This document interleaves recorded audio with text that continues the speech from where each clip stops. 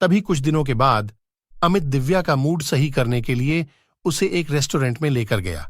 तभी अमित ने दिव्या के लिए कुछ खाने को मंगवाया और दोनों ही थोड़ी हंसी मजाक भी करने लगे। तभी अचानक दिव्या का पति राज भी अपनी गर्लफ्रेंड को लेकर वहां पर आ जाता है और वह दिव्या को अमित के साथ हंसी मजाक करते देख लेता है और दिव्या वह अमित भी उसे देख लेते हैं। तो राज उसी समय दिव्या के पास आता है और वह उसे कहता है, वाह दिव्या, वाह क्या बात है, तुम तो बड़ी ही सत्यवान सावित्री बनती थी और मेरे सिवाय किसी और से कभी भी प्यार न करने की कसम भी खाती थी। तो अब क्या हुआ, बना लिया अपना दूसरा बॉयफ्रेंड। इतना सुनते ही दिव्या खड़ी होकर उससे कहती हैं, तुम गलत समझ रहे हो राज, ये मेरा दोस्त है। बगल में बैठा अमित खड़ा होकर राज से कहता है, हाँ, मैं करता हूं दिव्या से प्यार और मैं उसके बच्चे को भी अपनाने के लिए तैयार हूं। और राज, अब तुम्हारा दिव्या से तलाक भी हो चुका है। दिव्या जब गुस्से में अमित की तरफ देखती है तो वह उसकी तरफ धीरे से आंख मार देता है। तभी दिव्या सब समझ जाती है और वह भी अमित का साथ देती हुई राज से कहती हैं, हाँ राज, तुमने तो मुझे छोड़ ही दिया, तो अब मैं तुम्हारा इंतजार करके भी क्या करूंगी। मुझे माफ कर देना राज, अब मैं तुम्हारी नहीं बल्कि अमित का होना चाहती हूँ और अपनी मांग में सिंदूर भी सिर्फ अमित के ही नाम का भरना चाहती हूँ। दिव्या, तुम ऐसा कैसे कर सकती हो? तुम मुझे छोड़कर अमित से कैसे शादी कर सकती हो? जैसे राज तुमने मेरे साथ किया वैसे ही मैं भी कर रही हूँ और अब तुम्हारा और मेरा कोई भी रिश्ता नहीं।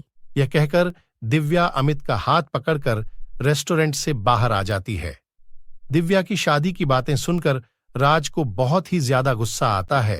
तभी राज की गर्लफ्रेंड राज से कहती हैं, राज, तुम्हें क्या हो गया? तुम दिव्या को लेकर इतना परेशान क्यों हो? यह सब तुम्हारी वजह से हुआ है और तुम्हारी वजह से मैंने अपने पहले प्यार को छोड़ा और आज मुझे यह एहसास हो चुका है कि मेरे लिए दिव्या ही सब कुछ थी। और आज जब मैं उसे किसी और लड़के के साथ देखा तो मुझे बहुत ही बुरा लग रहा था और मुझे यह भी समझ आ चुका है कि जब मैं उसे तुम्हारे बारे में बताया होगा तो उसे कितना बुरा लगा होगा। इतना कहकर वह दिव्या के पीछे पीछे भागता है। तभी जैसे ही वह रेस्टोरेंट के बाहर आता है तो दिव्या और अमित बाहर खड़े होकर आइसक्रीम खा रहे होते हैं। राज के आंखों में आंसू लिए दिव्या के सामने जाकर उसके आगे हाथ जोड़कर कहता है, मुझे माफ कर दो दिव्या, मुझे बहुत बड़ी भूल हो गई, मगर तुम अमित से शादी मत करना प्लीज, वरना मैं मर जाऊंगा। इतना सुनते ही दिव्या ने फूट फूट कर रोने लगी और रोते रोते राज से कह रही थी, राज प्लीज, मरने की बात तुम मुझसे कभी ना कहना। मैं कल भी सिर्फ तुम्हारी थी और आज भी मैं सिर्फ तुम्हारी हूं। तुम्हें अपनी गलती का एहसास हो गया, मेरे लिए इतना ही काफी है। राज, मुझे माफ कर देना, तुम दोनों के प्यार के आगे मैं हार गया यार। मगर मैं आज जाते जाते तुमसे यह कहूंगा कि तुम बहुत ही किस्मत वाले हो कि तुम्हें दिव्या जैसी बीवी मिली जिसने तुम्हें इतनी आसानी से माफ कर दिया। वरना अगर राज तुम खुद भी इसकी जगह होते तो तुम कभी भी इसे नहीं अपनाते। इसलिए हमेशा इसका ध्यान रखना और इस जीवन में कभी और धोखा मत देना।